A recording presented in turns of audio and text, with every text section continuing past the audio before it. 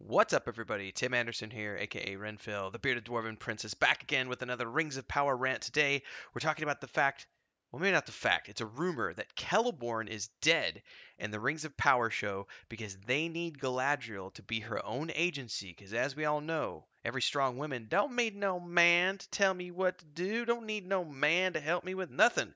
Despite the fact that in the actual Lord of the Rings books, if you read it and you pay attention to the text as it's written when you're going through, Galadriel is a second in command to Celeborn in Lothlorien. He's the one who takes charge. He's the one who does all the talking. The only thing she does is show them some stuff in her mirror. Very interesting. I don't know if this is true or not. We're going to dive in regardless. My assistant is here, Lucas. He had his rabies shot today. He's a little traumatized and doesn't want to leave Daddy's side. So he's going to be here throughout this today.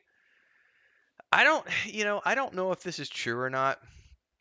This is something I came across over at Bounding Into Comics. It's this article that came out on July 4th, which is today. Says latest Lord of the Rings of Power rumor claims that a significant character is already dead during the show. We go down here and it claims YouTuber Gary Buchler at Nerdrotic states in a recent video, says that our missing elf Celeborn, who hasn't appeared in any of the trailers and everything, this is a spoiler for Rings of Power Season 1. Apparently, Celeborn, Galadriel's husband, is dead.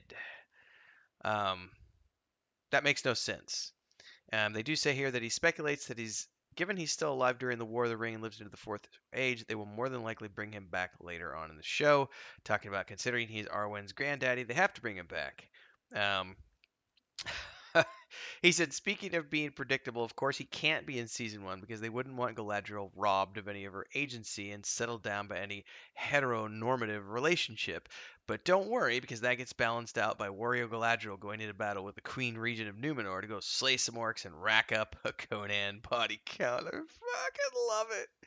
That is awesome. That's good, good, good humor. Now, this is the part where I don't agree with this at all. It says if you're unfamiliar with Celeborn, he plays a supporting role during Tolkien's The Lord of the Rings series.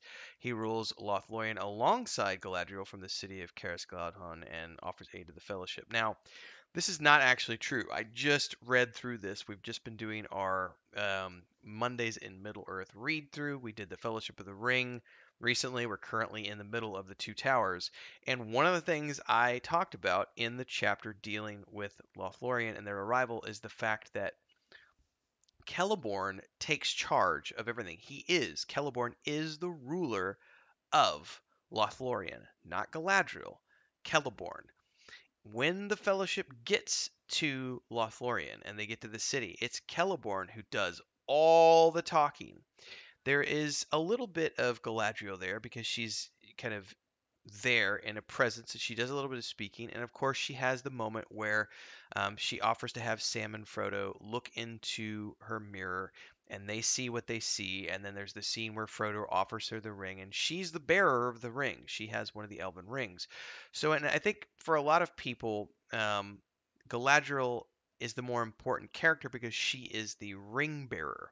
And so they associate that with her being the more dominant of the couple. But if you actually pay attention to the text that is written in the Lord of the Rings books, she is the second she's co-leader, but she definitely literally defers to Celeborn throughout their encounters with the Fellowship of the Ring and the Fellowship's encounters in Lothlorien. So the idea that Celeborn is some sort of secondary character to Galadriel is actually incorrect. It's Galadriel who is I would say, equal of Celeborn in every way, but the way the text is written, she comes off as very much the demure, I'm here to support my husband who is the leader of the city.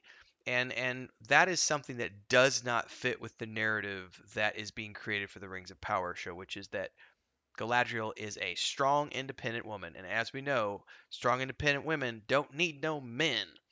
And if this rumor is actually true, it makes sense that they're doing so from the perspective of trying to create the strong female narrative, which isn't a bad thing. There's nothing wrong with strong female narratives.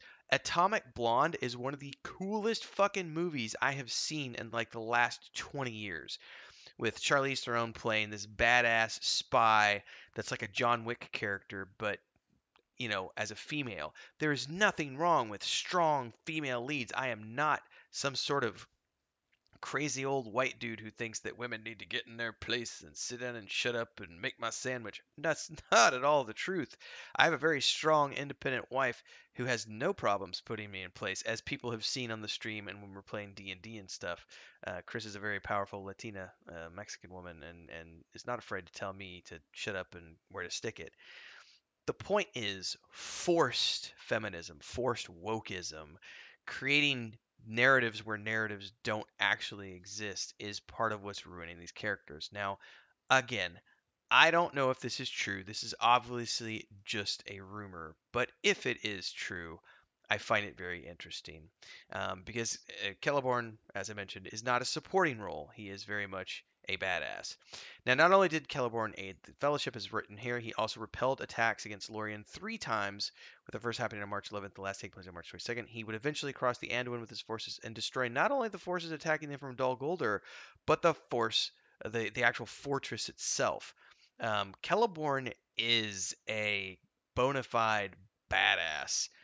Um, and it talks about here the idea that Celeborn might have died sometime during the Second Age is not recorded in any of Tolkien's writings. He led his military forces against Sauron a number of times, in one case driving Sauron's forces back and then joining his forces with Elrond.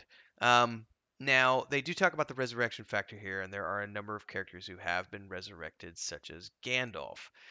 We actually just reviewed this in the most recent episode of Mighty Middle Earth because Gandalf comes back, and I am Saruman as Saruman should have been, and it's a very powerful chapter. Um, so there's a lot of good information in here about how resurrection could have played into things here. But if this is true, and if this is what they've chosen to do with Celeborn's character, this is the perfect example of the kind of crap that I've been claiming and talking about this show ruining Tolkien with, is because like the gender swapping, and because we it's not enough that Beren and Luthien existed. We're going to take the sanctity of that relationship, and we're going to taint it by making our own version of Beren and Luthien, but we got to gender swap it, and we got to make her a single mom, and she's got to have a kid, and it's a tainted relationship, and forbidden love, and all this other stuff. They're just doing what they want to foster this idea of strong female leads.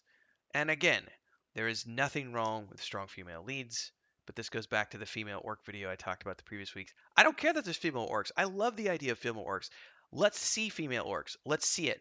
But let's not see it from the perspective of it's a necessary component in a modern adaptation. No, it's not. It's not necessary to have strong female orcs. Orcs are bad. We already know orcs are bad. Orcs are the evil, bad guys. They can't be good. Personifying them with goodness takes away from the fact that Tolkien wrote all orcs to be evil, corrupted by Melkor. Like, orcs don't get to be good guys. We don't get to have orcs who are like, I'm going to turn away from the orc lifestyle and I'm going to actually be friends with an elf. And that's not the way it works in this world. Sorry, it's just not. I digress. Um, Bunch of stuff in here talking about the Legendarium, and the downfall of Numenor, etc.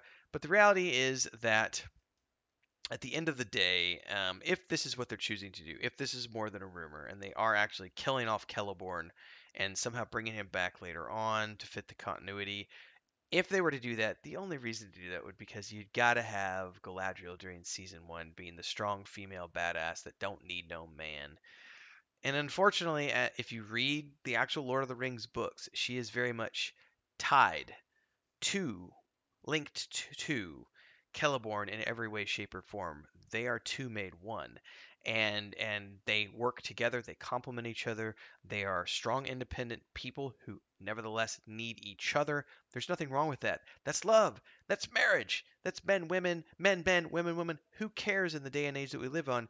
But that's what love and relationships are all about. Is about two strong, independent individuals enjoying the company of each other and relying on other individuals who are just as strong as they are. There's nothing wrong with depending on someone else. You don't always have to go it alone, ladies and gentlemen. Hmm. Like, follow, subscribe. See you next time.